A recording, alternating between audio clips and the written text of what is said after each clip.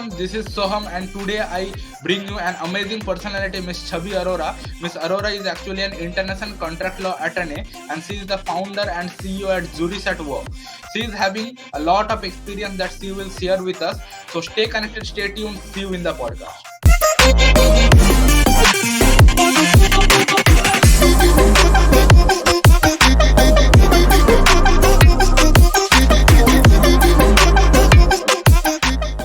So hello everyone, this is Soham and today we have Miss Chabi Arora and she is the international contract law attorney and the founder and CEO at Juris at Work. So welcome to EQ Talks, Miss Arora. Thank you so much. Thank you. Thank you so much, Rohan. Yeah, thank you. So could you please start by telling us a bit about yourself and your journey as the founder and CEO at Juris at Work? Sure. So, my name is Chavi Arora. I am a law graduate. I have done my master's in law as well. I have started my own law firm very recently by the name of Juris at Work. We are a team of legal professionals who are providing remote international services to clients globally. So we cater to Indian clients as well as international clients. Our clientage is mostly coming from startups, businesses, corporate sector, and we are engaged in terms of providing them specialized legal services tailored to their needs and requirements. The specializations that we have are contract drafting, intellectual property rights protection, legal compliances and legal research, legal documentation, and other administrative tasks as well. To briefly describe about my educational journey, I have done my education. I have done my studies from school in Delhi itself. I have been born and brought up in Delhi. My undergraduation has been from Lady Shriram College in political science honors.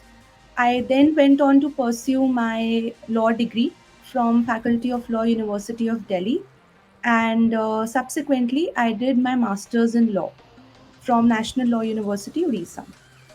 After 4 years of practice, I have opened my own remote international law firm by the name of Juris at Work. So since you have started, what were some of the initial challenges that you have faced when starting Juris at Work and how did you overcome that? So I think the first and the foremost challenge that I faced was to create. If you have to create a structure, you need a foundation in place. So the first task, the initial task, was to come up with the name of the firm. I wanted a name which is something that appeals to the clients, which is something that is relatable to the team, that is relatable to the professionals also who are working with us, and something which is able to create a balance. And so the first and foremost challenge is with respect to the kind of the name you want. The second is with respect to the kind of if you want a website, you need to develop an entire website. So to develop a website is not it is not rocket science, but it's also not that easy. So you need professionals dedicated to that. And how are you perceiving your vision? This is the third point that I was coming to have I'm so sorry, to have your own vision. So to have a vision in place is the first thing that you actually need practically. I mean, to have your own website and to have your own name is something that is a thought process, but to have a vision for your own firm is something which is very important. So I knew that I want to create a law firm which is not in a traditional sense. I do not want to create a law firm wherein we have professionals who are coming to me 9 to 5, who are not being paid well, and who just being who are coming in the uniform, sitting in front of a laptop, working for me, and then going home. I didn't want to create that sort of a setup, and it's very personal. It depends on person to person. For me, I wanted to create a space for people who are wanting to work remotely from their own homes and who can give me 100%, who can give me equal to as they would have come and in a physical space. And working in a remote setup for a couple of years myself, I decided to give this opportunity to other people as well, to other legal professionals like me. And the like minded professionals are always jumping at such opportunities because in India, um, what I've witnessed is that remote work is still not that popular. uh, you still require a physical full-time work. Remote work is also full-time, it can be full-time. However, a physical presence is always appreciated in India. It is something that is in demand. But this is I think this is very camouflaged because this is one myth that I'd want to break, that remote work is equally satisfying. It is equally rewarding. Of course, the perks, there are pros and cons of both of them in remote work and in, because in physical work there is more accountability that people say. However, in I do not believe in that kind of a setup. I also believe that we have accountability in a remote setup as well. So to have a vision for your firm, which I thought was to create a remote firm and to create for an audience which is international. So this was the vision, and to have a balance between the professionals and between the clients. So even if I have a team working with me, I never say that a team is working under me. I always say that a team is working with me, because I do not have hierarchy in my firm. We do not create, we do not have that sort of a, line by line stage. We don't have that. So to to enable to have that vision, that there has to be a proper balance between the clients and between the professionals. How to strike that balance, how to create that platform, is something that has to be kept in mind before you establish any firm. And the second most important practical challenge is in terms of resources. What do you think are the financial resources that you have to establish your own firm? At the end of the day, you do need financial resources. You do require, however, I would say that if somebody does not have a huge capital, that's all right. If you have a vision in place and you have some amount of capital with you, you can always and always jump into it and just get into the process, and gradually it comes to you. So you have to keep your faith in that. I agree. I agree. Okay, Right. I would love to repeat that you have just told that at Juris at work, you all work not under anyone. You all work with each other. Yeah. Here lies the difference between a boss and a leader. Really Yeah. salute. Okay, Thank you so much. okay, that's amazing. So, as an international contract law attorney, what would you see as the biggest challenge and opportunities in this field today?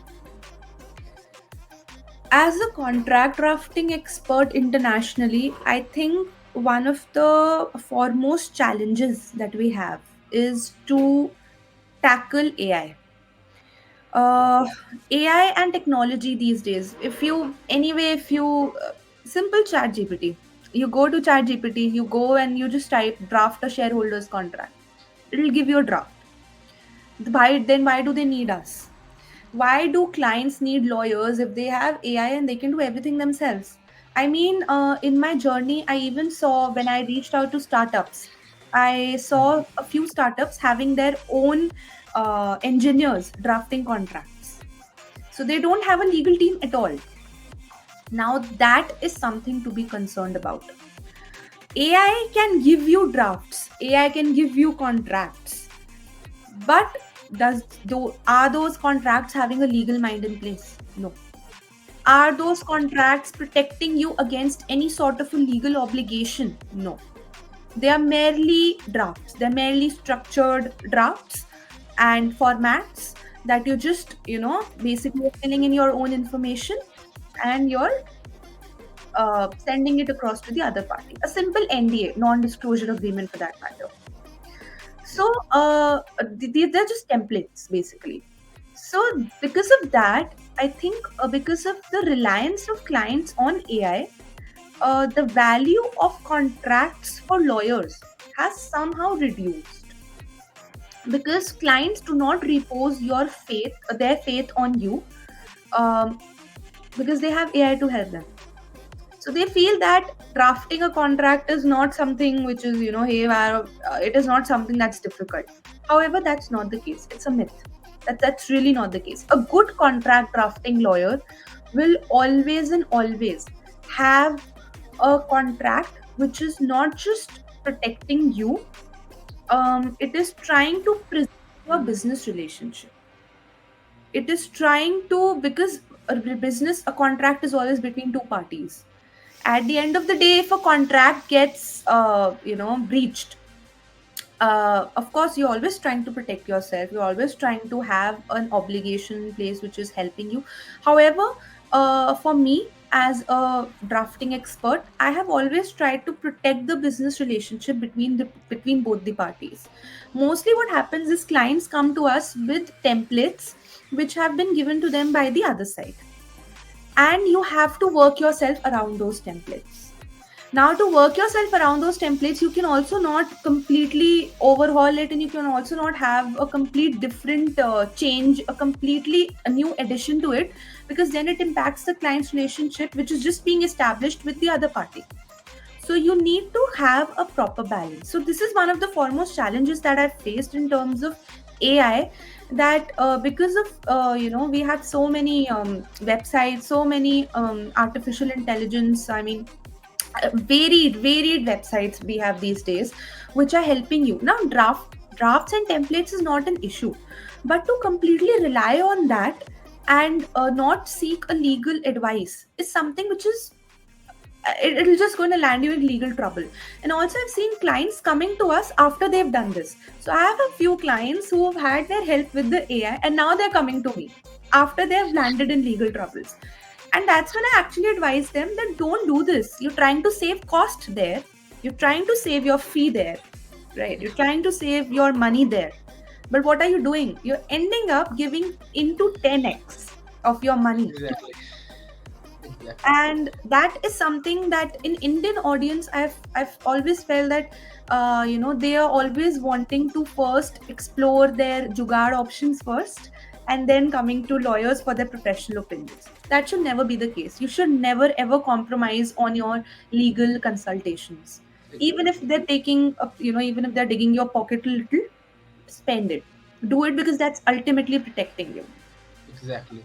I also agree with all the conversation. So I think our listeners would love to hear about some insights and importance of legal research and writing in the modern legal landscape. Sure. So, I think these days legal research and legal writing is in vogue. You absolutely need to have that skill as a lawyer, whether you are in civil law, corporate law, matrimonial law, I mean, whatever, criminal law. Legal writing and legal research is one key you need to get. I mean, it's a skill that you need to imbibe, and it should be in when you're fresh, fresh graduating. It should be in your uh, law career. It should be in your initial years itself. uh, I have also been a legal writer at an international law firm. I've worked as a legal writer for a couple of months there, and I got that job as a legal writer only because I had the legal writing skills.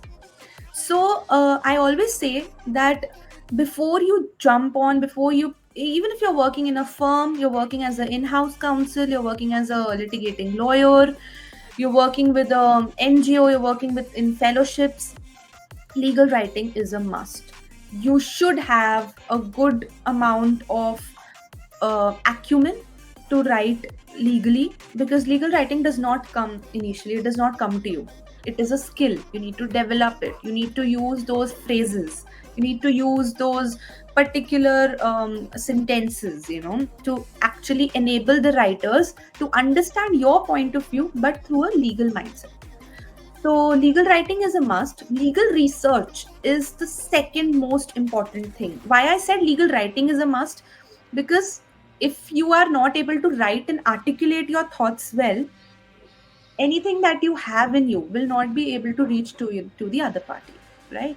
So, articulation is a must, and legal writing builds that. The second thing is that in terms of legal research, I think the first and foremost thing after law school, whenever anybody joins any lawyer, any in house, or anything, they're always taught with two things: legal research and case briefs. So, legal research is an art. I always feel legal research is an art. I have done so much legal research in my legal career, and it also helps you to articulate, it builds your legal memory. It also makes your concepts, legal concepts, very strong. The foundation is built for your legal career, because when you do a legal, say for instance a simple legal research, say um, on res judicata in CPC that we have, uh, any sort of legal research. So you know what res judicata is. But when you're researching in terms of case laws, when you're researching the point of view from the Supreme Court, from the High Courts, you're researching the point of view of different, legal forums around it. You do not just have a legal perspective. I mean, perspective is developed, the legal memory is imbibed, but you also get to have your own point of view. That point of view is very important, because today in the world that we're living, you need to have your own point of view to engage in a debate. If you are asking me a question, I need to have a pro or a con to it, or maybe a balancing approach to it, right? It has to be constructive, Exactly. and that is only developed through your skill of legal research. Specifically for international clientage, legal research is pretty important. Also for Indian clientage, but internationally as well. We have a lot of clients who are only and only looking for specific legal research. So they give us a legal problem. You have to do your legal research, you have to analyze it, and you have to give it to them. That is the only task, and you earn pretty well. Yeah. That's a really valuable perspective. So now, considering your experience, how would you describe your leadership style and how it has evolved over time? So I'm a recent founder. So in my recent, couple of months that I have been a leader myself, I've had my own set of challenges, own share of challenges. I've had people leaving me. I've had interns, and I've had legal professionals, some of my team members disrupting work. That has been a challenge. But at the same time, I think to be a leader, you need to be first a good manager. The managerial skills are very important, because when you are leading a law firm, you're not working there, so the accountability is always on you. As a leader, I think, especially as a leader who's just freshly come into the market, I think you have to be a leader, you have to be a salesperson, you have to pitch yourself, you have to be the person who's doing the work, you have to also manage the cases, you have to also manage the clients. So client management, case management, team management, I think these three are essentials in a law firm. And as a leader, you need to be really, really, really good with all these three aspects. Because initially I struggled. So I was recruiting people, but I just felt that my screening process might not be well enough, that I'm not able to filter out people. And I changed it.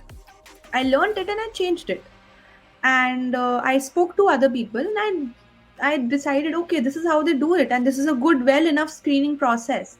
Similarly, leadership skills also do not come to you inherently.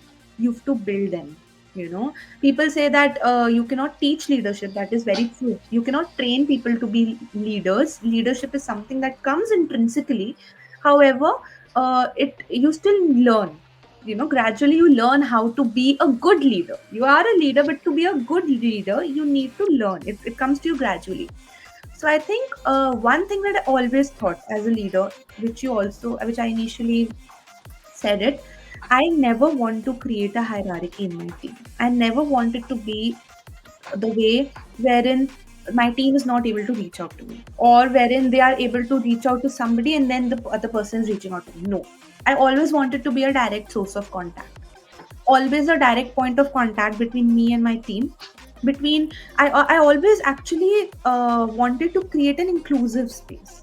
I have had my education in a way from LSR, from law faculty, wherein I've always promoted inclusion, and I always promote female leaders, always. And I think that uh, being a good leader does not just mean to uh, you know uh, having a good conversation with them or making them comfortable enough to reach out to you. I also feel that it also means that you are able to incentivize them and to give them good incentives, to pay them for their worth is something which is very important, because once you do that, they will repose that confidence in you. And I've Yeah, learned that through time. great. That's truly inspirational. I would love to hear more about what strategies have you found most effective in building and leading a successful team at your firm. In terms of strategies, I think one of the strategies that I've followed is actually through LinkedIn. I feel that LinkedIn is a place wherein you have an entire gamut of people who are professionally and intellectually very like-minded.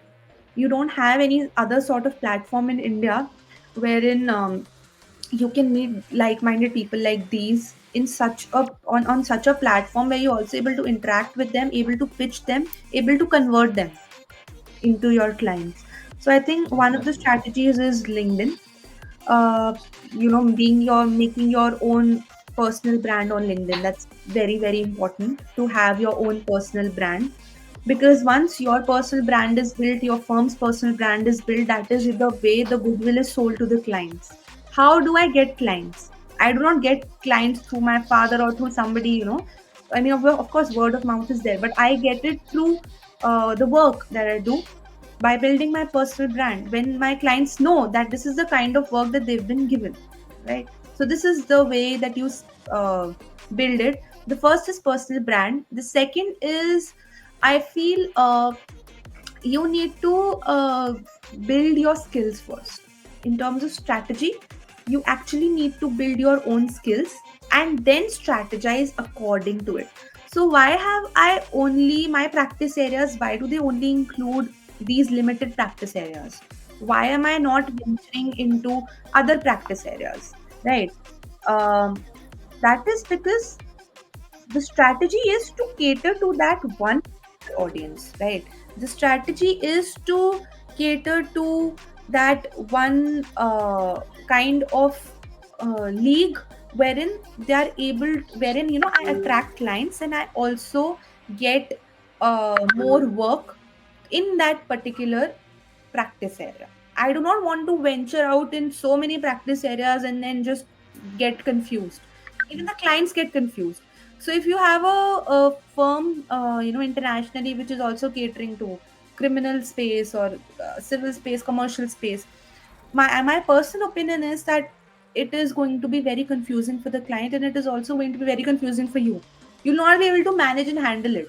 I mean, how much Exactly. can you read? How much can you learn? How much can you give it to the client? So do limited amount of work, but be best at it. If you ask me, I am a contract drafting expert. You can ask me to draft any contract and I can draft it. So that Yeah. is the niche that I've built for myself. That's the specialization that I've built for myself. If you ask me about intellectual property rights for US, I can help you. I can do that because that's the niche that I've built. But of course, because contracts are always never to be seen in isolation, they're always around a certain legal subject. So you need to have something around it. But if you ask me that you have to do something in the criminal space, I might say that I am not the best person for that, right? Yeah. So build your own niche, that, and then build your strategy around it. That's really interesting. Considering the current industry trends, what are some of the key trends you are seeing in the legal industry, particularly in the contract law? Right. This is a very good question. I think one of the major trends that I'm seeing today is technology. It is legal tech. Legal tech is becoming very, very popular in terms of contract drafting. So IT based startups, IT based businesses are actually becoming very keen on contract drafting. So you have commercial contracts in terms of SaaS based contracts, in terms of contracts which are, uh, trying to protect your source codes, trying to protect your softwares. You have IPR around it. So most of them are looking for trademark and patent protection around it. So I think legal tech is a major sector which is becoming very popular, especially when the data privacy act now has been the data protection act has now been passed in India. I think it's one thing which is becoming very popular. Data privacy experts are now more in vogue. Even if you see the big four corporate sector, KPMG, Deloitte, all of these are asking for data privacy experts now. So, if you are good with data privacy, you're definitely coming along in the field. Apart from that, cyber law is something which is really, coming into vogue now. I think cyber law and data privacy is interconnected, of course. And cyber law, international trade law, and cyber law is something which is becoming very popular these days, because I think that in terms of legal tech, you need to be updated with the technology apart from being a lawyer. So a lot of lawyers, no, I mean almost I think 90% of the lawyers, especially in the international space, I'm seeing a lot of attorneys there are having their own softwares. You have the CRM softwares, you have their own set of softwares wherein they have a good way of cataloging data. They have a way of cataloging their entire data into a software, proactively managing it. And this is something that lawyers really need to learn. And I think in India, we are lagging in this space wherein traditional lawyers are not so open to technology.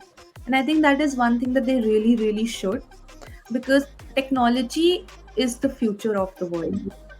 Technology is now something that you cannot let go of. It is something that is going to define you. Artificial intelligence is here. It is in vogue. Everybody knows about ChatGPT. Everybody is using ChatGPT. So as lawyers, you also need to. And I always promote the use of ChatGPT, but I always promote a constructive use around it. I never say that you need to, if there's a draft, you just copy paste the draft and just send it to the client. That's not going to help you in the long run. Exactly. It might help you in the short run, but in the long run, you need to be effective, efficient, sincere, and dedicated, and you need to have your own skill into it. That has to be there. I mean, you cannot have technology do all the work for you, and the client will know. That's the very, I think that's something the client will identify it, and it's always happened. If you use Yeah. technology, you're able to identify it. If I give it to you in writing, you'll get to know whether I have written it or technology has written it. It's very evident. Exactly. Yeah, yeah. There are several tools that can differentiate human generated form and AI generated form. Yeah. Okay. Right. Yeah, yeah. So, besides that, what advice would you give to aspiring entrepreneurs, especially those who are looking to enter into the legal field? My one piece of advice for aspiring lawyers will be to first study hard, study law very hard. Okay. I mean, not saying not. I mean, I'm not promoting the fact that you need to be a nerd to, enter into this profession. I'm not saying that, but you need to have your legal concepts in place. If you have a strong foundation of your legal concepts, you can do anything after that. So your legal terminology, your legal concepts, your legal parlance has to be very strong. The second will be to build your communication. In law, effective communication matters a lot. Whether you're dealing with Indian clients, international clients, talking, building your own personal brand, you need to be able to effectively communicate it. And if you're not, learn it. It's very easy. Today we have good communication skills that are being taught by people for free. Learn it. Learn it, imbibe it, and be consistent at it. Consistency is very important in law, because in law you always have to be very up to date with the issues. You have to be a reader, you have to be an avid reader, you have to keep reading, you have to keep imbibing. And also, after you complete your law, always have a specialization in place. Do not, give do not study a specialization for the sake of academics. Take a specialization which might not be so popular, which might be popular as but something which interests you. So take that sort of a specialization, but read, study your legal concepts. That's very important. Yeah, that's very perceptive. A very common question that has tried personally in my mind as a CEO, attorney, researcher, and a writer. How do you balance all these various roles effectively?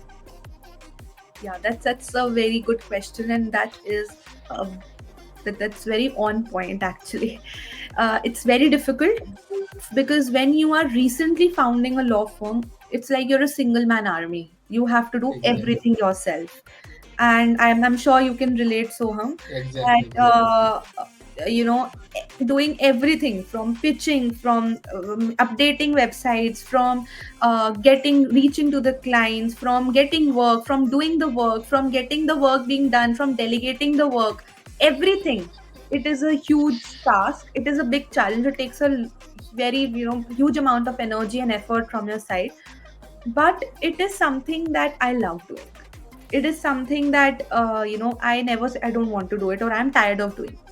I mean, there was a point of time in my career initially when I just thought that maybe I don't want to do this. You should never have that. If you get that thought in your mind, it means you're not on the right track. You need to change it. I never get that thought. I'm always open to work. I'm always looking forward to it. So when I get up, I'm looking forward to that sort of work. It gives a smile on my face and I'm energetic around it. I'm never having a lackadaisical approach. If you have that, if you develop that, then that means you're not on the right path. So, yes, Exactly. it is a challenge. It is something which is very difficult, but I always thought that I have that entrepreneurial skill in me. I always wanted to be an entrepreneur, and my husband really supports me in that. And he has a huge role to play at the backside of the curtains, wherein he is helping me in a lot of stuff. So I think you need that sort of a support with you to help you, to encourage you to basically you know encourage you to just go out in the world and do what you want to. And Exactly. I think that back support is very important. But to also deal with the challenges, you need to have a thick skin. You need to have a very thick skin in this profession, because Absolutely. you face a lot of hurdles, you face a lot of challenges in terms of people's opinions about you, and I've faced that. And you need to, even if you're not giving it back to them, but you need to be quiet. You have to process it, you have to let it go, and you have to continue on the positive aspect of it. There are always negatives which are coming around you, but ultimately your goal and your aim is to build your own brand, to build your own own self, to build your own identity. So for that, you need to be patient, consistent. Very important. Patience is very, very important. I'm still dealing with that challenge, and I've always felt that in legal profession, patience is the key. My first Exactly. mentor, when I actually asked her, what is that one challenge that you face? She said, it's patience, Chavi.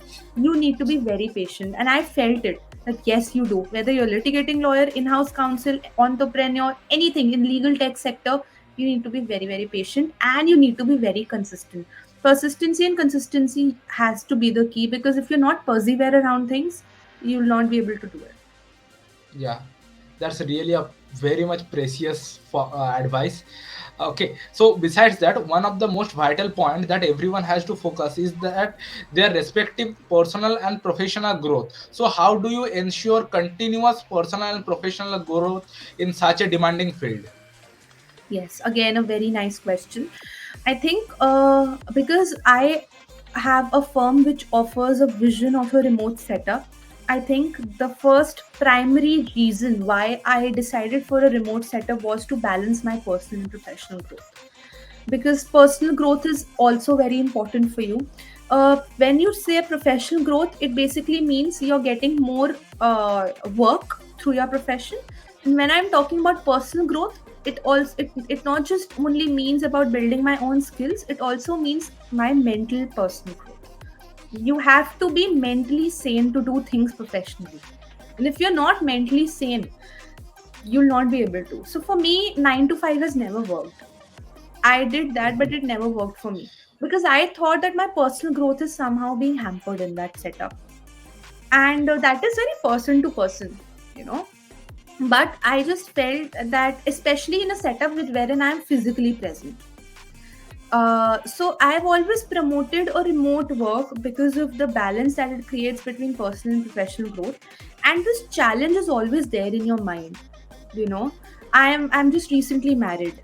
So after recently getting married in an Indian setup, obviously you have to balance your own personal needs with the professional needs, right? And that is very, even if you're not married, even if you're single, you have to have a good, you have to concentrate on your good workout, you have to have a good health plan in place. You have to, even if you're not working out, you have to have developed some hobby, you know, on maybe. And why should you only go out on weekends? I don't understand this concept. Yeah. You should not just go out on weekends. I mean, what have the weekdays done to you? Because you're in a 9 to 5 setup, you're so tired, your energy is taken away, you're reaching home at 6, 7, you're just making dinner, you're so tired and you're sleeping. You're not having any time to develop your own hobby. I don't believe in this setup. I think you need to be, I mean, weekends are obviously a place where you have more time to yourself, but I think you also need to develop that time for you in the weekdays or as well. From Monday to Friday, why you not there? So develop a hobby, you know. Even if the hobby is intellectual, it's a good thing. Even if the hobby is maybe legal writing, but you're enjoying it, and that hobby needs to be enjoyed. It should not be like you're mentally always occupied in terms of, intellectually. You should always enjoy it. If you're not enjoying it, change it. And hobbies cannot continue for so long every time. You need to change the hobby. Earlier I was into contemporary article writing and all. Now I've changed it. I'm more into watching podcasts on YouTube surrounding around legal issues, and I'm more into other stuff. So you can do that. Maybe if I'm not, intellectually writing, I'm just building my website. I'm just looking at it from a point of view, wherein I'm just seeing that, okay, I think I can do this better. I can do this better, and I'm actually inculcating more thoughts, articulating more thoughts that way. So that Yeah. needs to be switched. Got it. This is an incredible insight. Personally, I am too eager to know about your vision for the future of juries at work, and what are you most excited about in the upcoming years. Right. So, my vision for my firm is to have a massive platform wherein I have a good amount of clients and businesses, startups who are giving us work in terms of a bulk work. My vision also includes collaborating with like-minded individuals on a space wherein we are building our own brand at an international stage. And when I say building my own brand at an international stage, I mean that if somebody says Juris at work, they should know that, okay, this is an international remote law firm which is catering to international clients globally. So this is one. This is the vision. What was the other part of the question that you'd asked? Okay, about the future, and what are the exciting changes that we are expecting in the upcoming futures. Right. So, in terms of the future of the firm, I think apart from building a flat platform, I'm also looking for good, talented legal professionals to join me. I'm looking for people who are wanting to make a sincere effort at working, who are wanting to work consistently with me, and then build our own. Because when Juris at work is going to reach a space where which I envision, which I imagine it to be, it is going to be a place. It is going to be a team effort. It is not going to be an individual effort. And if you're a part of that team, you're obviously going to reap benefits out of it. So, Yeah. but to have that faith is very important. So I think I want people to have faith in that sort of a structure. And I always promote constructive criticism, always. I have Yeah. never lagged behind, even if I'm delegating work. I'm always there to manage it. I'm always like at the center point of it, continuously asking for accountability, because I feel for me, I will go an extra mile for my client. Even if he's not paying me for that particular aspect, I will, because I feel client satisfaction is a must. In our profession, if you satisfy that one client, he's going to get you 10 more clients. Exactly. Client satisfaction is a must, and you need to have that at a top priority. So this is a future that I expect, for me to also have a team who is having its client satisfaction as a top priority. Yeah. That's really a great podcast. Thanks a lot, Miss Aurora, for joining. Before we end up here, any final thoughts or message that you would like to share to our listeners? I think as a founder, recent founder of a law firm, um, entrepreneurship is something that is challenging. It is something that you are always taking a step back. Should I do it right now? Should I do it right now? Should I wait for a couple of months? Should I wait? And then it turns into years. It turns into years and years. I think if you think you will be adept at handling challenges, just do it. Just do it. Challenges are always there, always. Yeah. But don't shy away from it, and do not shy away from reaching out to people.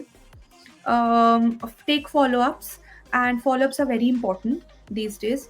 And even if you're cold emailing people, try to take as much follow-ups as you can, because then they're converted into leads.